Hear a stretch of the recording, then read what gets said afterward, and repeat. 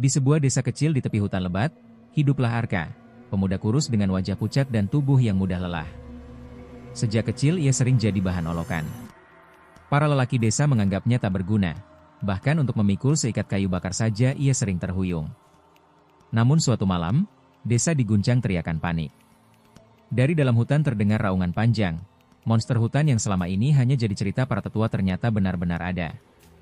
Makhluk itu besar, berbulu hitam pekat, bermata merah menyala, dan giginya setajam tombak.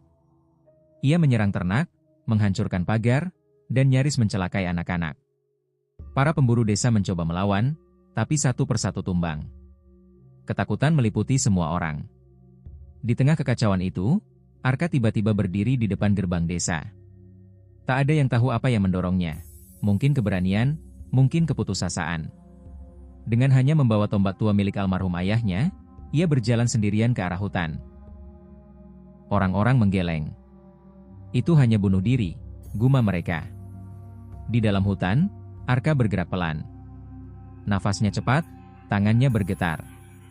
Ia tak punya kekuatan, tapi ia punya sesuatu yang lain, ketelitian. Sejak kecil ia sering memperhatikan jalur hewan dan mempelajari jebakan sederhana dari buku tua ayahnya. Ia menelusuri jejak kaki monster itu, lalu menemukan tempat minumnya di tepi sungai kecil.